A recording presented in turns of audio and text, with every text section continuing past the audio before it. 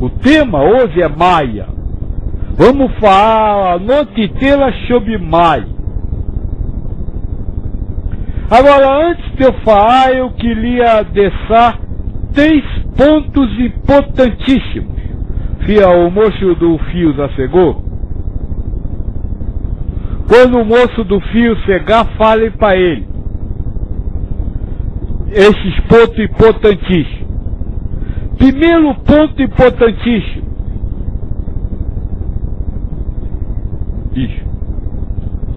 Primeiro ponto importantíssimo.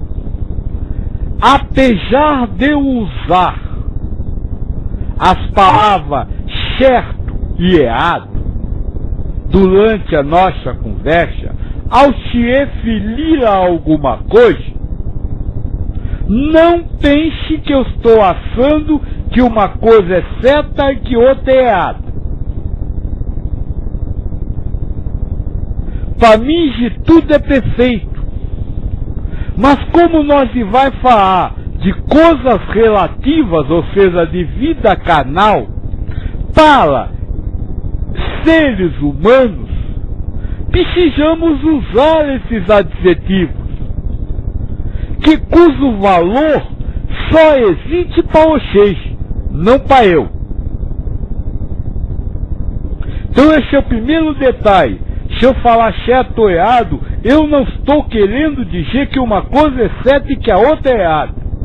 Estou simplesmente usando uma forma de compreensão de vocês. Esse é o primeiro detalhe. Segundo detalhe. Quando eu me referir ao ser humano com palavras que podem magoar ou gerar mágoas em vocês, por favor, não acreditem que eu estou acusando, brigando ou querendo magoar quem quer que seja. Por exemplo, eu vou dizer hoje que o ser humano é egoísta por natureza. Mas ao falar isso, eu estou simplesmente constatando uma realidade e não acusando ninguém de ser egoísta. Isso é preciso deixar bem claro, porque não se pode tapar o sol com a peneira, não se pode esconder as coisas no canto. É preciso falar claramente.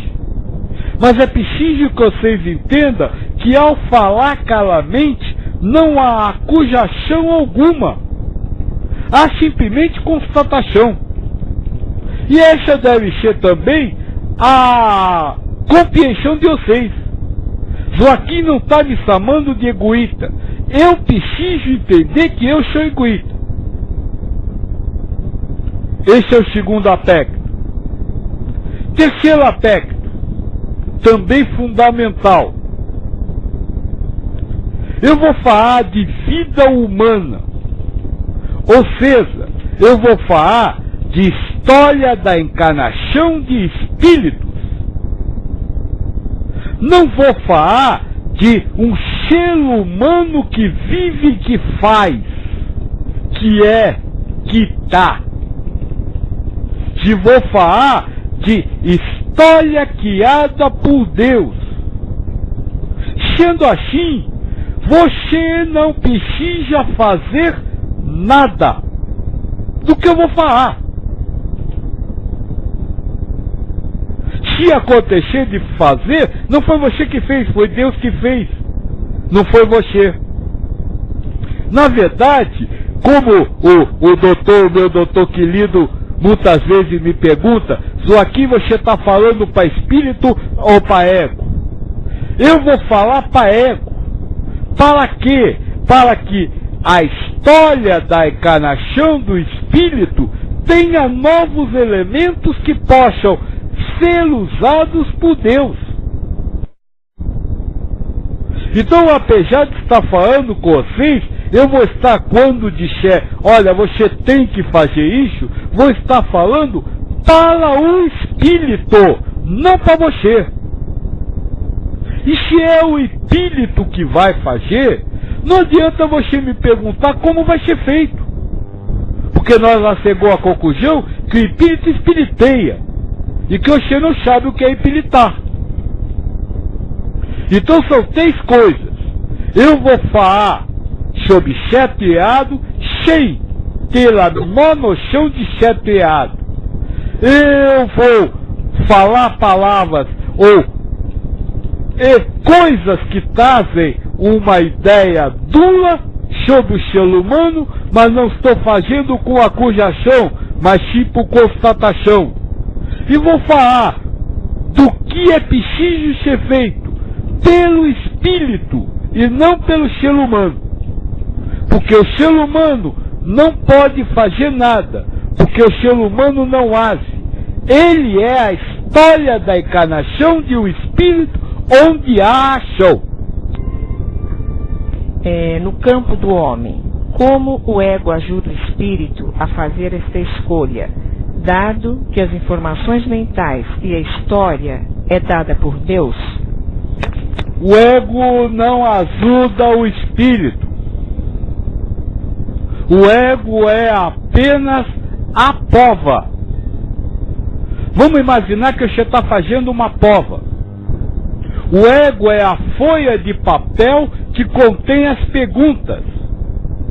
E a folha de papel, que é a prova, não ajuda o aluno. O que ajuda o aluno é ter estudado antes, é se concentrar agora na prova. Então o ego não ajuda, ele ajuda sim, tirando a prova, fazendo a pergunta. Veja, pense bem, o ego é a folha de papel, e a situação que você está vivendo é a pergunta, e ao espírito compete responder aquela pergunta. Só que no mundo de vocês tem 4, 5 respostas. Nessa só tem 2, ou amo universalmente ou não. O moço que tem um nome Mundu, da outra semana disse para eu assim: Joaquim, agora que você arrebentou tudo, disse que eu arrebentei tudo. Pois bem, agora eu vou arrebentar a mim mesmo. Durante todos estes anos, eu usei a palavra Maia como sinônimo de ilusão. Sempre disse: é um Maia, é uma ilusão. Apesar de, muitas vezes, ter dito que eu preferia a figura que Krishna faz para descrever o Maia, que é uma miragem. Fala direito, filha. Miragem. Algo que você vê onde existe outra coisa. Maia é isso. Maia é algo que você vê onde existe outra coisa. Por isso, a palavra que mais se pega a Maia é aparência. Fala direito, filha. Aparência. Maia é aparência. O poder indescritível de Maia é o poder das aparências, o poder que as aparências têm sobre a realidade. Olhem para o www agora. O www é um Maia. Por quê? Porque é uma aparência do fluido cósmico universal. Eu sempre disse, existe um elemento que é o átomo universal, o fluido cósmico universal, como é chamado no livro do Espírito. Ele é a menor partícula de tudo que existe. Então não existe um www, existe um aglomerado de fluido cósmico universal que, pelo poder indescritível de Maia, tem a aparência de computador. Da mesma forma, a parede, o som, a janela, o carro, o seu corpo, tudo chão aglomerado de fluido cósmico universal que pelo poder de Maya adquire aparências